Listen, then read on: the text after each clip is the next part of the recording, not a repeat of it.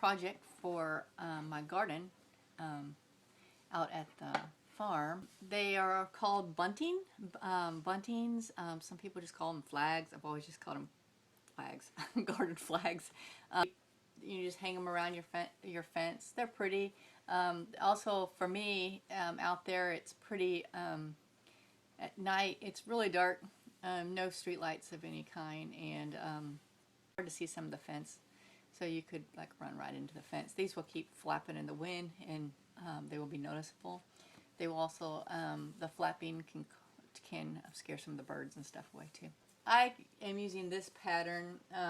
It's just a wood, I got it at the craft store. It's just a wood pennant cut out.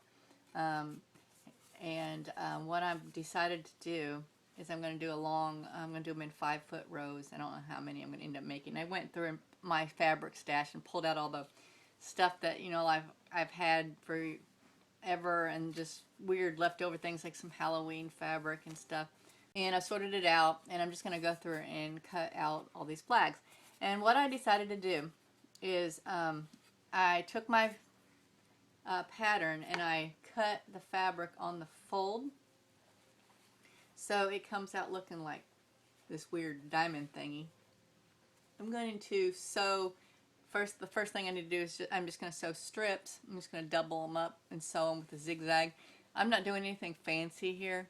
The idea is to have something functional and pretty out in the garden, and I'm just not going to spend tons of time sewing. So I've just cut these strips, and I'll just be sewing them into 5-foot lengths, and I'm just going to just sew them up double. I'll probably zigzag the edges and just sew them in strips. Once I get, I'm going to zigzag inside probably about 1/4 of an inch around. That way the outer edges will fray, and it'll be like decorative frayed edges. And I'm going to do that. I don't know if this is just what I just came up with, and this is me winging it. And it seemed easy at first. I do have some odds and ends fabrics that I didn't have enough to do on the fold, so I've gone ahead and cut the triangles. I'm going to cut all these flags, and this is a project that I'm doing sort of in between other projects, and so you are obviously going to see this video. I'm going to be wearing a lot of different clothes things because it's going to be over a number of days. I got to get all these flags cut before I haul my sewing machine out. I still haven't done Shirley. She's still sitting over here, poor girl with no arm, and she's still pretty busted up, but she's going to get done eventually. In between, you know, doing the gardening and the kids and all that. That's my thing that I do just for me, and it is not for anybody else. Nobody else likes my creepy dolls. But I love Shirley Temple, and I love the 1934 to 36 composition models. And the only way I can afford them is to get the ones that are really busted up. So I learned how to restore them so I could get the ones I could afford and fix them up nice, and then recreate her costumes from the films. It's just a little thing I do for myself. Anyway, so we're going to get back to the bunting. I'm going to cut out these flags. I have showed you how I used this like pressboard, fiberboard pennant pattern. You can get cardboard ones. You can make your own. I used a 8-inch long pennant little pattern thing. I have various strips of fabric that are left over from other quilt projects and stuff, and so these are approximately 3 inches wide. What I'm going to do is I'm going to be just zigzagging the edge. I'm going to turn the edge over and just zigzag on each side to make it sort of like a big bias tape. It will end up being sewn on both sides, and then when I fold it over the top of the pennants, it'll be a strip. Might not be real even. I don't care. I'm going to iron it afterward, which will make it look a lot better. So I'm just going to sew this bias tape, and I'm going to let you watch me do that and see what I'm doing. And that's basically what this first step is. It's just getting all of my strips. I'm going to go through and sew the 2 or 3, whatever, into, so I have 5-foot long strips. And then I'm going to go back and I'm going to do the edges. So this first one, I'm just going to sew this together And since they're going to be outside, I'm just going to flip it over and I'm going to zigzag wherever I can do extra to give it a little bit extra strength. It looks like they're going to be about 7 feet. So just for the sake of ease of getting some whipped out here fast, because I have several of these already cut. Like I said, they were left over from another project. I'm just going to go ahead and sew 2 together for each one at this point, and then I'm going to zigzag the edges. And I'm just choosing the next to the widest zigzag.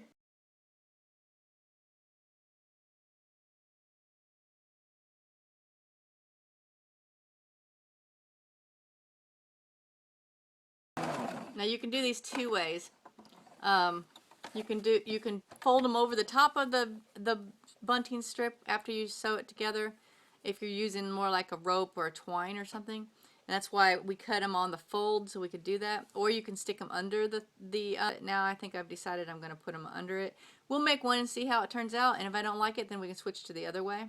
I liked, when I was really thinking about it and laying it out, I started liking the idea of the continuous fabric at the top of the strip not being broken by the individual different random scraps of flags. So we'll see what it looks like.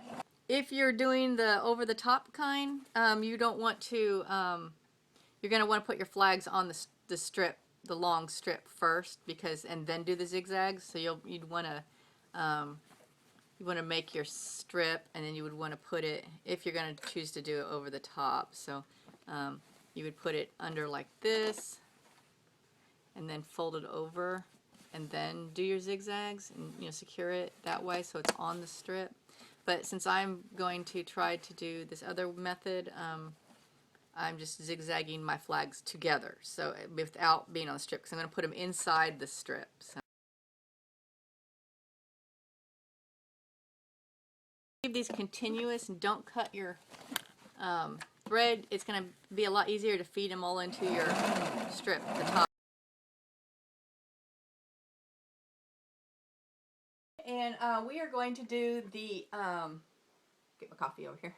The bunting. We're going to start it. I have my strips. Let me move this camera over here.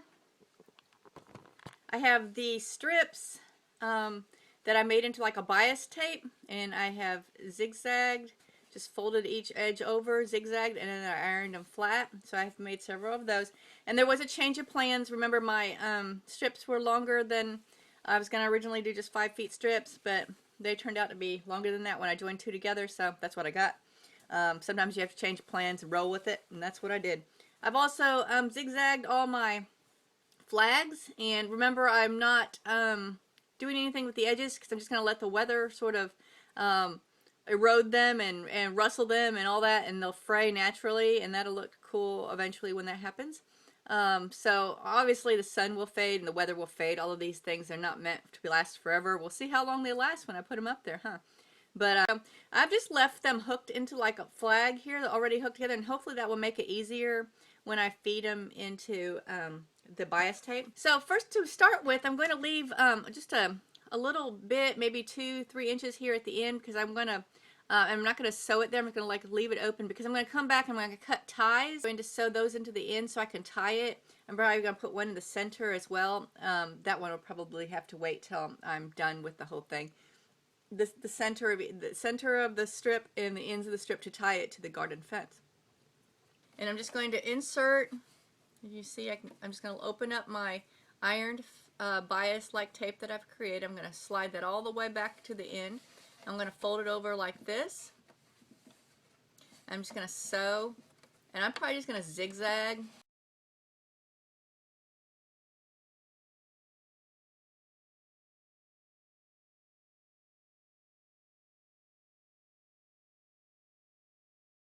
So we have the flags. Let me do some ties. Okay, so for the ties, I'm going to do about 22 inches long by 2 inches wide. If you have some old bias tape laying around, or just some maybe gross grain ribbon would probably, or a leather cord, anything that you think would wear well. I'm just going to I'm going to fold these in like I did the bias tape, and then I'm going to So I folded each edge over and then I folded the whole thing in half. So here is the tie. What I do is I want to fold it in half because remember I want to be able to tie it onto the fence with this. So I'm going to fold it in half. I'll put the little fold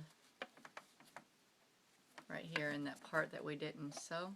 But I'm going to turn it in a little bit so I don't have a raw edge. And then I'm going to stick this in there. So we got like this here.